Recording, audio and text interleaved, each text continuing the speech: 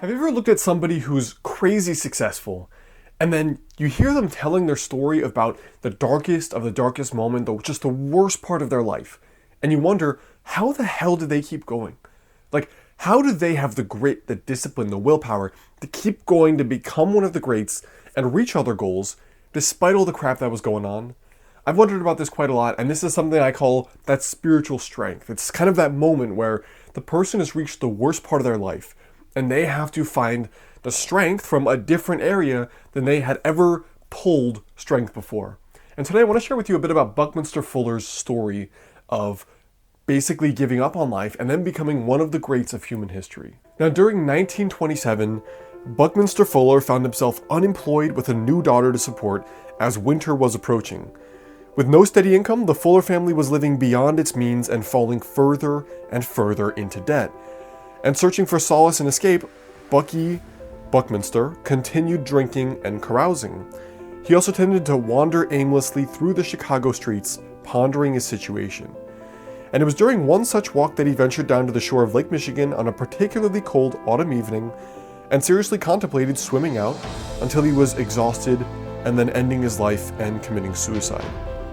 Now, after several hours of internal debate over the question, Buckminster Fuller, life or death, he was suddenly seized by an experience which would transform his life and his overall perception forever.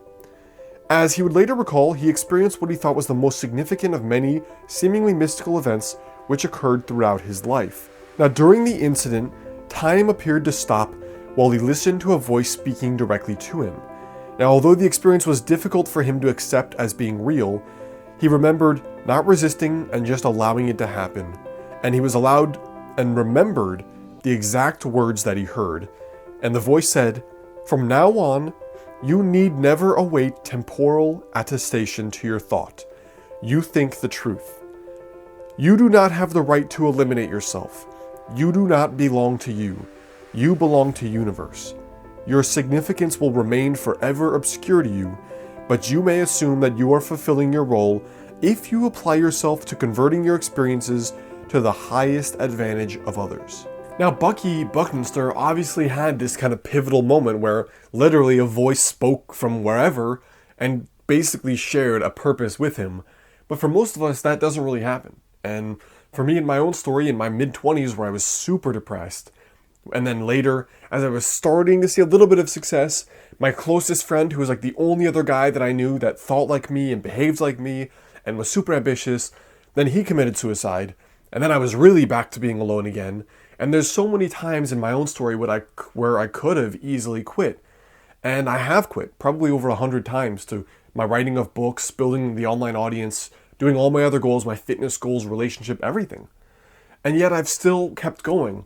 And I've thought about my own reasons for still going and the reasons why many other people that have reached way bigger things than I have, why they kept going. And I think it comes down to a few things. What's up, guys? It is Alex Hine, author of Master the Day. And I think the first thing it comes down to when you're having a hard time staying motivated is that sometimes it's an indicator that something needs changing. So just like Buckminster Fuller, he was living his life in a certain way where he was trying to pursue business and he wasn't good at it for whatever reason. He was not in a very happy relationship apparently, and this kind of voice told him, hey, start listening to yourself. And what I didn't tell you is that Buckminster Fuller went off to create all kinds of unique inventions in the world. The geodesic dome, I think the idea of tensegrity is also from Buckminster Fuller, but I could be wrong. He listened to his gut and started doing the things he always wanted to do rather than the things he thought he should have been good at.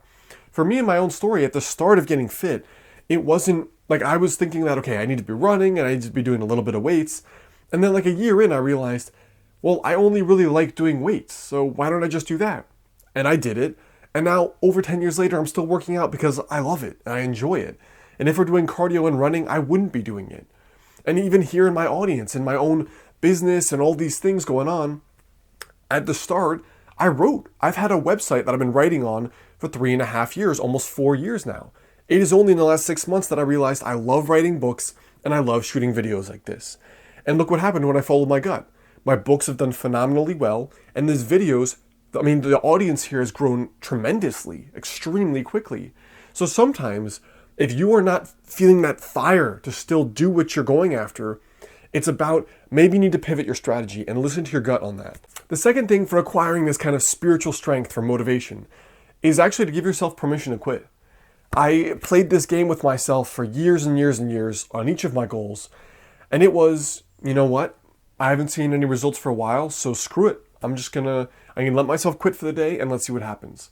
And without fail, all the goals that were truly important to me, like writing the books, like building the audience, like getting fit, like being happy, I kept going after. So I would quit for the day, but then the next morning I'd be like, all right, yeah, come on, let's just get back on track. Like this is important to me. I was just frustrated and being emotional. If you give yourself permission to quit, sometimes you actually come back stronger than ever because you're very clear on what you want. Like at the start of me trying to gain a little bit of weight because I was so skinny, I would talk to big guys in the gym and they're like, oh yeah, man, it's not that hard. You just have like 4 or 5 meals a day. And I'm like, well, if I have 4 or 5 meals a day, I don't poo for a week. You don't have that problem? And they would just laugh. They'd be like, I don't know about that, dude, but good luck. And so I was kind of out of, SOL. I was out of luck because this is just my body, something I had to deal with and adjust for me. And other people didn't have any problem with it. And obviously I was tearing my hair out because they all said the same thing. And if I couldn't do it because of other health things going on or whatever, then I just assumed I was screwed going after my goals. And obviously it was not true.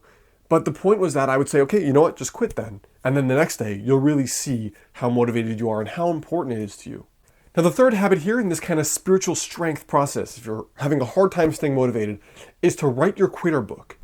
This advice I got from someone I think named Glenn Alsop, and he recommended actually writing this book to yourself about all the reasons why you want to quit. I want to quit getting fit because I'm doing the same as everyone else and they're getting results, not me.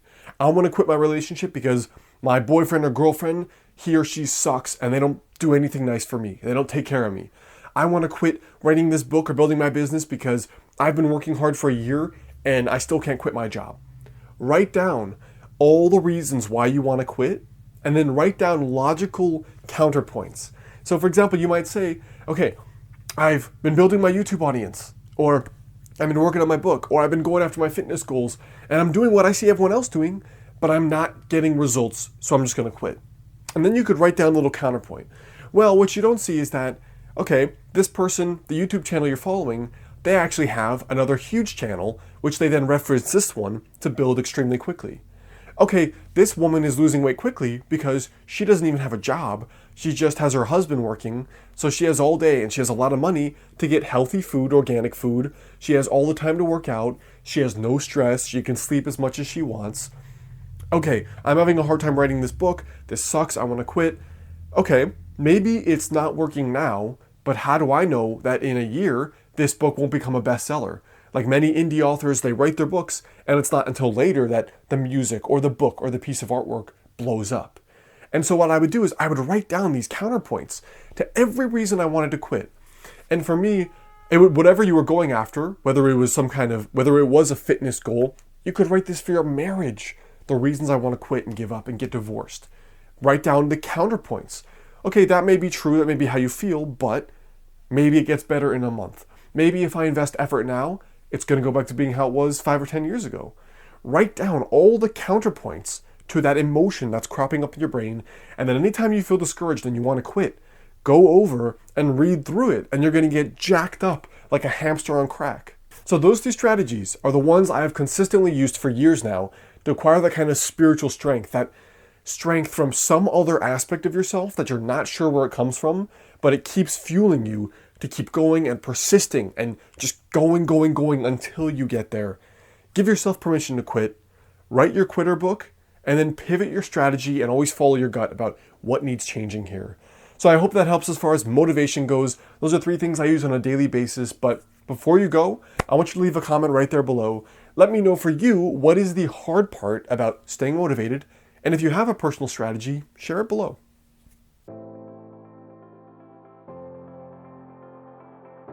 Hey guys, it's Alex. Did you like this video? If so, there are really 2 ways you can stay in touch with me.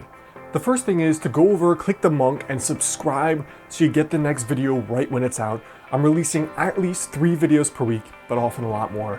The next thing is, come on over and check out my book, Master the Day.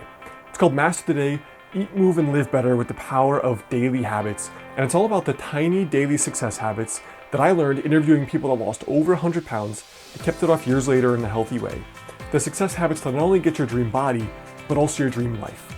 And as a special thank you, if you get the book, send me your receipt to alexander@modernhealthmonk.com.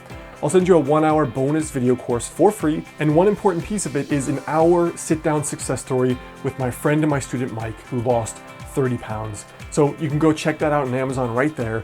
The next thing is, come on over to my site, modernhealthmonk.com. I've got a free guide for you there, 5 daily habits to help you lose your next 20 to 30 pounds. And otherwise, I look forward to seeing you soon.